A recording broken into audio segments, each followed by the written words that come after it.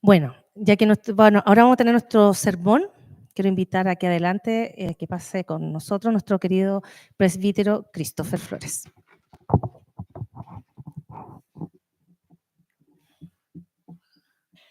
Te voy a dejar este aquí.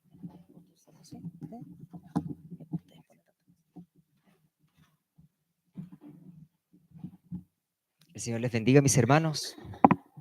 Ahí se escucha. Les voy a pedir, mis hermanos, de que vayan buscando en sus Biblias 3 pasajes bíblicos para que los tengan ahí a mano, porque los vamos a requerir en algún momento del sermón. Uno de ellos es el que ya leímos en la lectura alternada, que es en Isaías capítulo 53.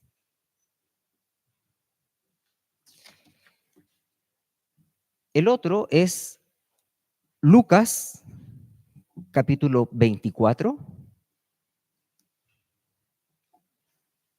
Isaías 53, Lucas capítulo 24, y el texto base del sermón de hoy día, que es en Juan capítulo 11, de los versículos 45 al 57. Y ese último lo pueden dejar ahí abierto porque vamos a leerlo antes de comenzar.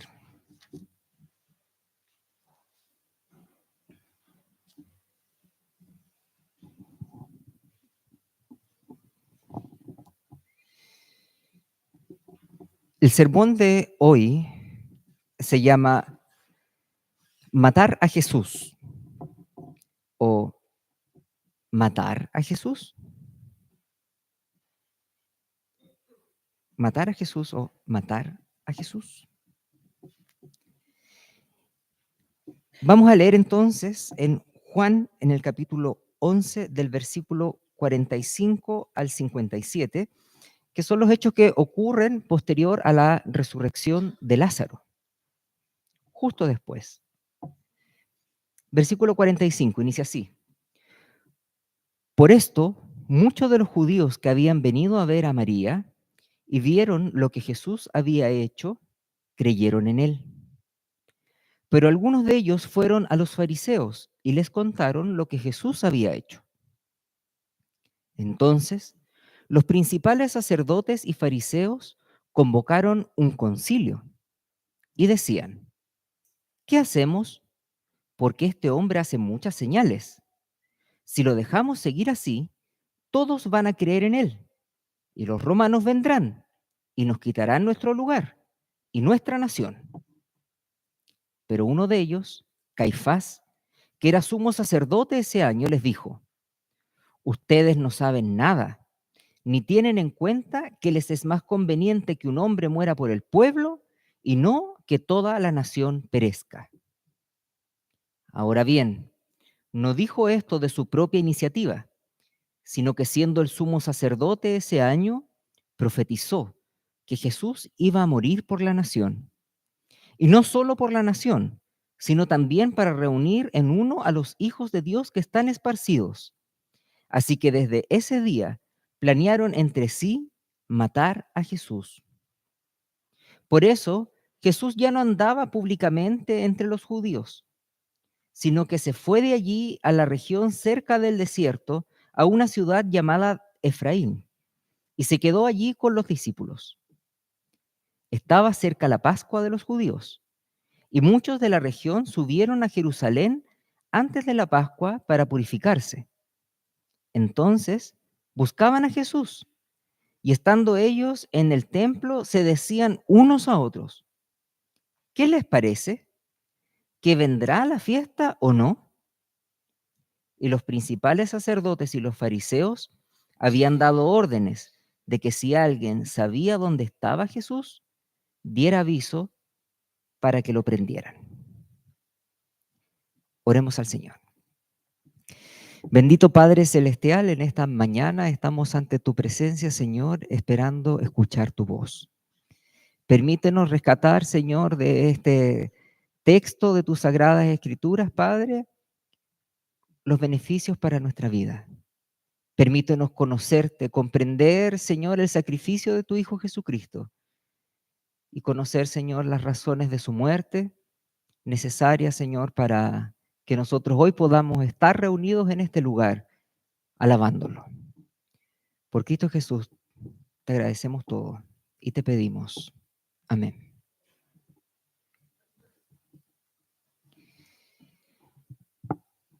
El ministerio de Jesús que hemos estado estudiando en este último tiempo nos muestra a un maestro que está utilizando diversos métodos educativos. A algunos les estuvo enseñando uno a uno, en privado.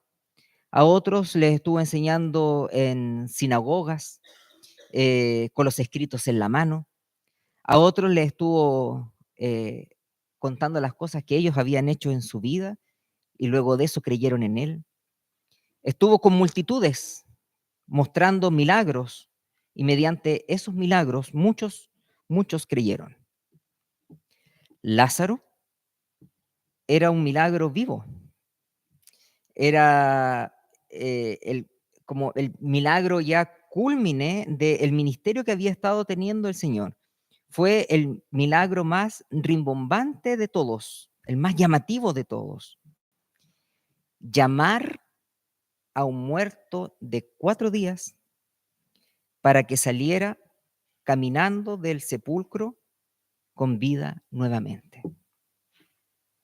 Jesús nos enseñó en ese momento: yo soy la resurrección y la vida.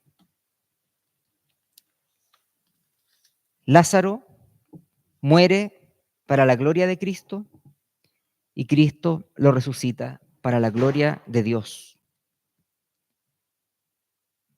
Pero este milagro que Jesús hace, menos mal que no lo hizo un sábado, porque si no ahí sí que hubiera sido peor la cosa, como lo hubieran perseguido.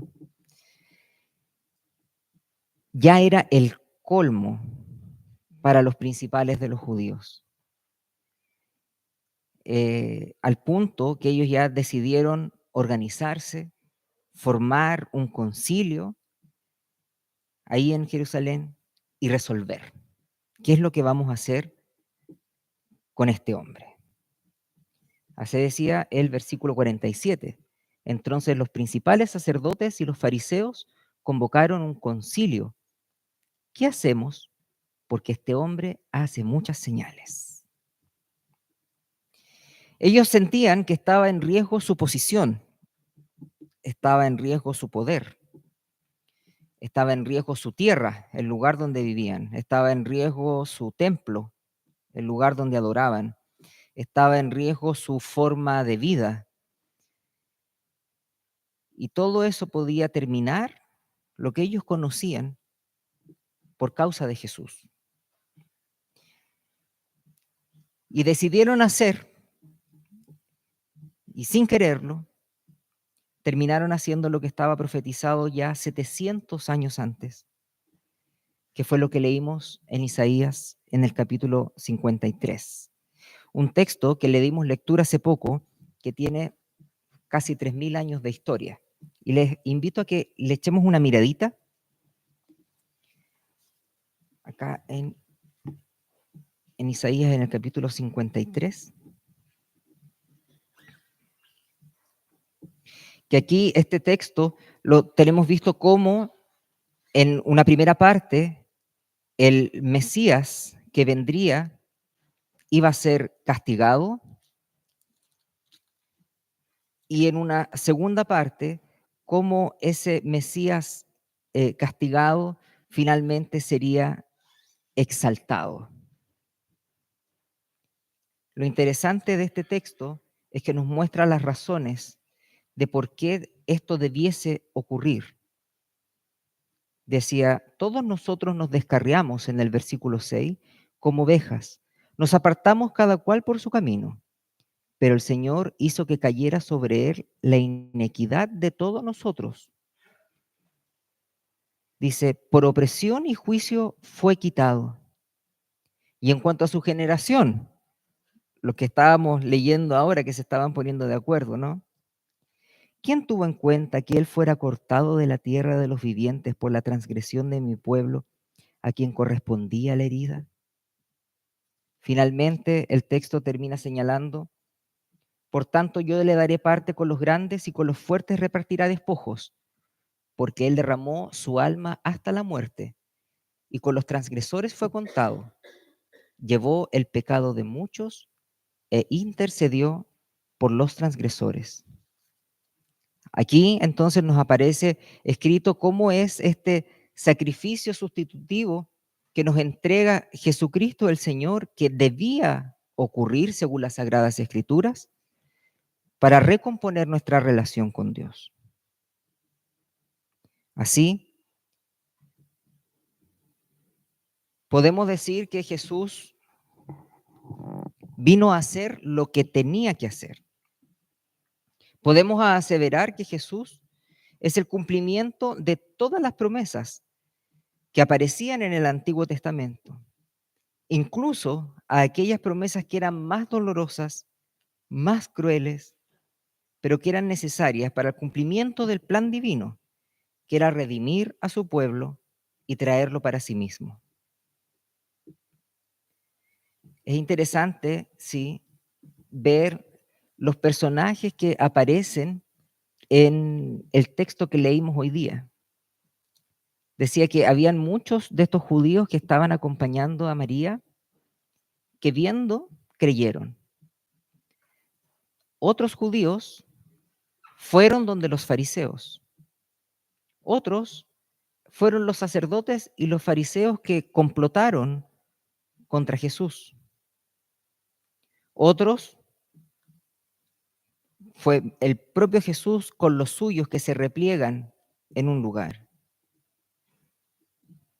Ahora, es interesante aplicar esto a nuestra vida pensando o reconociendo cuál es el rol que nosotros estamos cumpliendo en comparación con esta historia.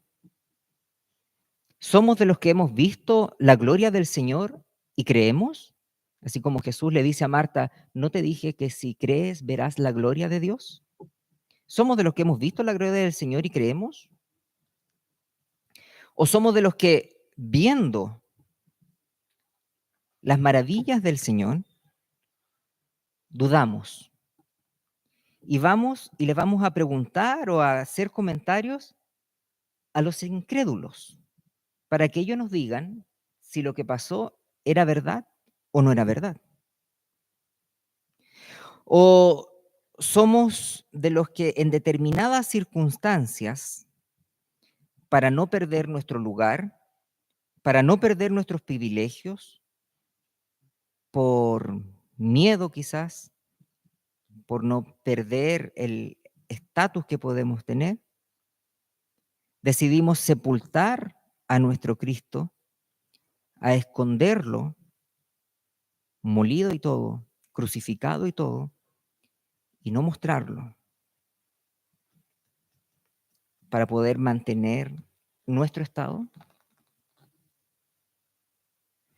O somos, como decía el texto respecto de Caifás, o somos de los que profetizamos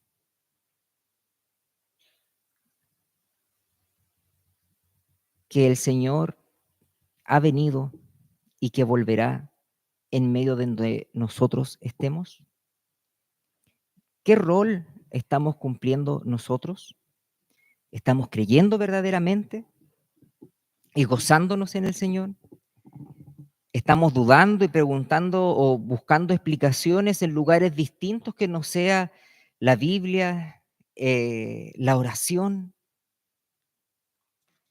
¿Estamos con temor de ser encontrados como cristianos y que por eso podamos tener algún problema en lo laboral, o en lo económico, en las relaciones familiares o las relaciones que podamos construir con diversos amigos, etcétera? Y decidimos esconder a Cristo, dejarlo por acá atrásito, que nadie sepa mucho aquello, para no perder eso. O finalmente somos de aquellos que ponemos en donde estemos en alto el nombre de nuestro Señor sin importar las consecuencias de aquello, porque sabemos que todas las cosas nos ayudan a bien?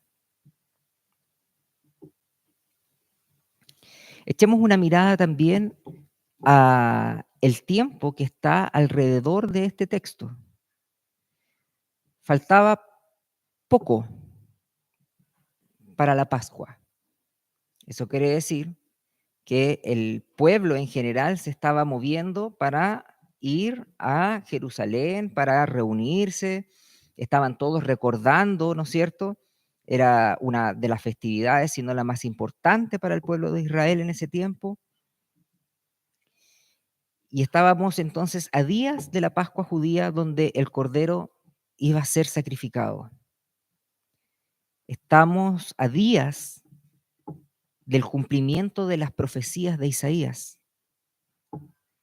Jesús sabe que le queda muy poco para terminar su ministerio aquí en la tierra. Jesús, al ver entonces esta amenaza, el tiempo que faltaba para que se cumpliese la promesa, decide replegarse con los suyos. Comienzan instrucciones más personales dentro de su grupo más íntimo, hasta el día en que entra triunfalmente a Jerusalén sentado en un pollino, cuando instituye la cena, cuando posteriormente ora por nosotros, cuando es traicionado, cuando es apresado, cuando es juzgado, cuando es molido, cuando es humillado, cuando es despreciado de todos. Estamos a días de que ocurra su muerte en la cruz en medio de los ladrones.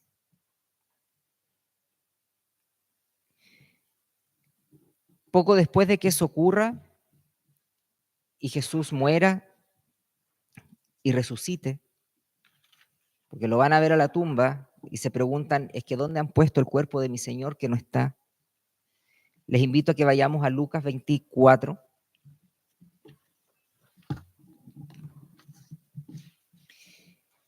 Y aquí aparecen unos pasajes que ustedes, yo creo, han escuchado alguna vez, que esto de los que iban de camino a Emaús, ¿no? Y Jesús se encuentra con ellos y les pregunta, ¿qué cosas han pasado? En el versículo 19. Y ellos le dijeron, las cosas referentes a Jesús el Nazareno, que fue un profeta poderoso en obra y en palabra delante de Dios y de todo el pueblo, y cómo los principales sacerdotes y nuestros gobernantes lo entregaron a sentencia de muerte y lo crucificaron.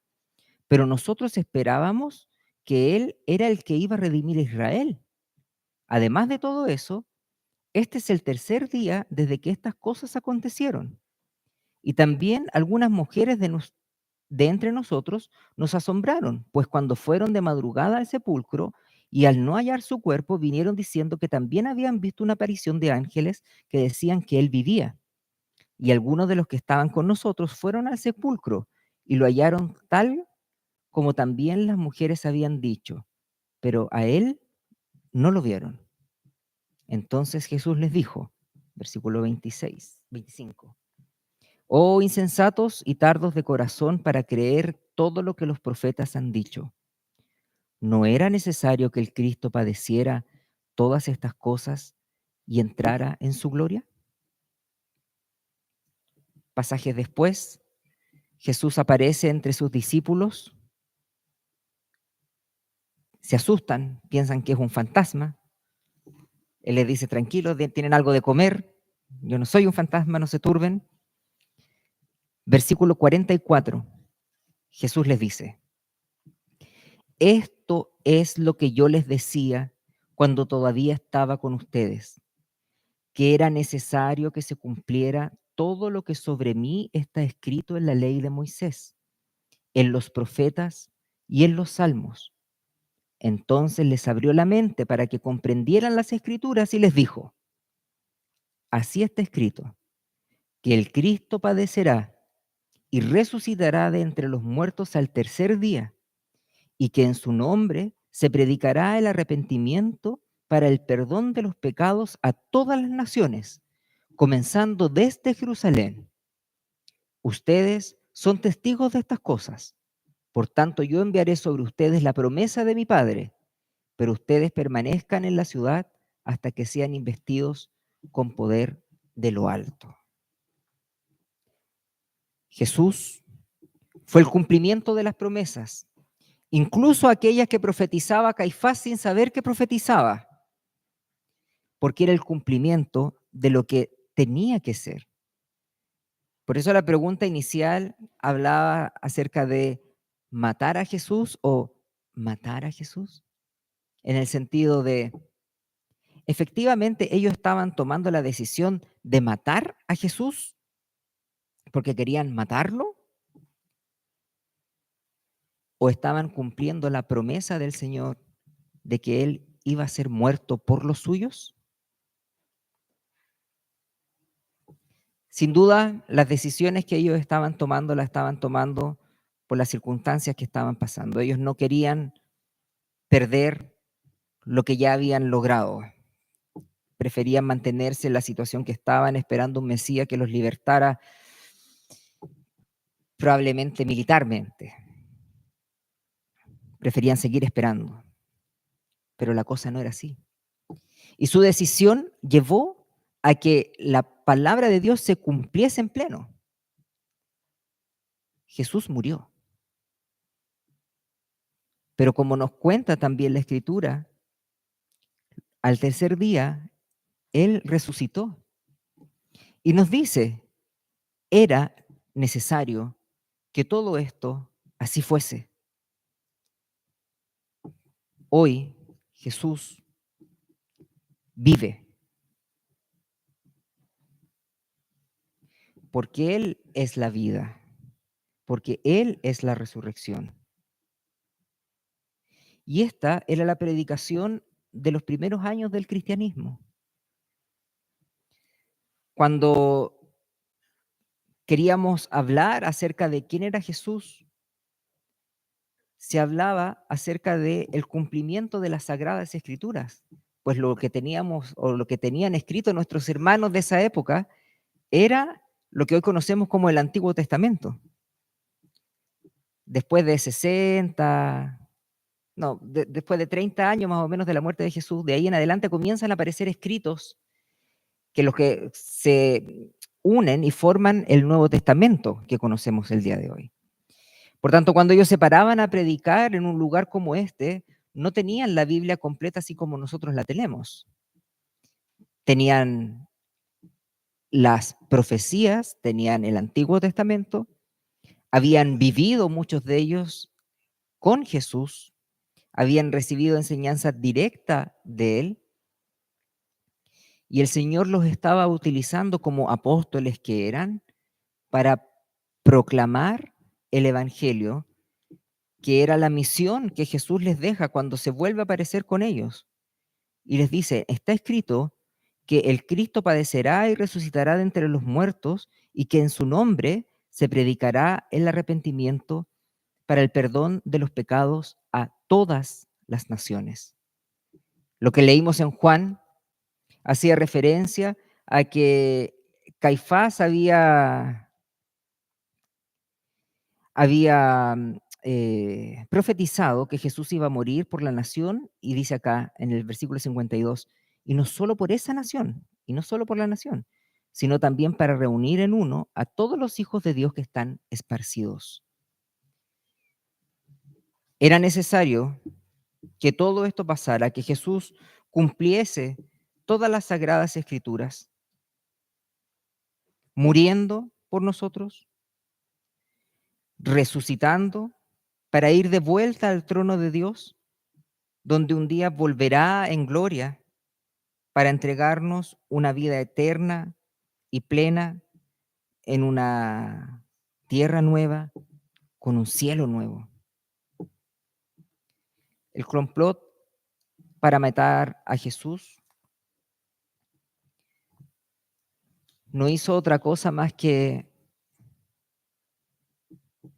fortalecer el mensaje que Cristo traía. Pues pone las cosas en el orden previsto. No se sale del plan del Señor. Es una situación que Jesús sabía que tenía que pasar.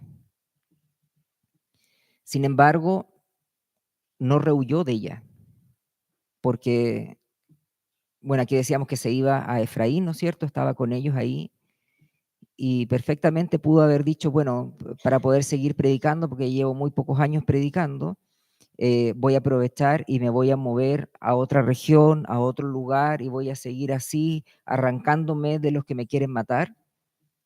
Sin embargo, al domingo siguiente decide entrar sentado arriba de un burro,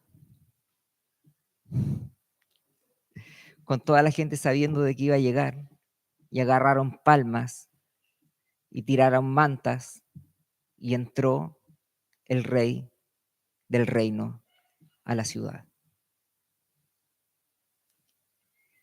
De manera completamente visible. Jesús no fue temeroso de esconderse a sí mismo. No seamos nosotros temerosos también de esconderlo a Él. Él fue molido por nosotros, desfigurado por nosotros. Fue clavado agonizante en una cruz por nosotros. Siendo completamente libre de todo pecado, fue crucificado tal como un ladrón. Pero ese rey, como le pusieron ahí en las siglas encima, con esta corona de espinas, mofándose de él, volverá en gloria. Y todo ojo le verá, y toda lengua confesará que Él es el Señor. Hoy nos queda mantenernos fieles, nos queda cumplir su mandato de predicar su palabra y nos queda enaltecer su nombre en todo lo que hagamos. Porque solo mostrando a Cristo, aquellas ovejas perdidas y dispersas lo verán, lo escucharán e irán donde su pastor. Oremos, mis hermanos. Padre Celestial, agradecemos, Señor, que todo lo que ocurre en el transcurso de nuestras vidas, todo lo que ocurre, Señor, en el transcurso de la historia, es parte de tu plan perfecto, Señor. A pesar de que situaciones puedan ser complejas, difíciles, dolorosas en nuestra vida personal, o si lo miramos los días previos a que Jesús tuviese que morir, que pueden ser angustiantes, sabemos, Señor, de que es parte de tu plan y debemos aprender a gozarnos en tu voluntad, Señor. Ayúdanos a comprenderlo. Ayúdanos, Señor, a saber qué es lo que tú vas obrando en nuestra vida y estar siempre confiados, Señor, de que tú estás haciendo lo mejor por nosotros, para nosotros, Señor.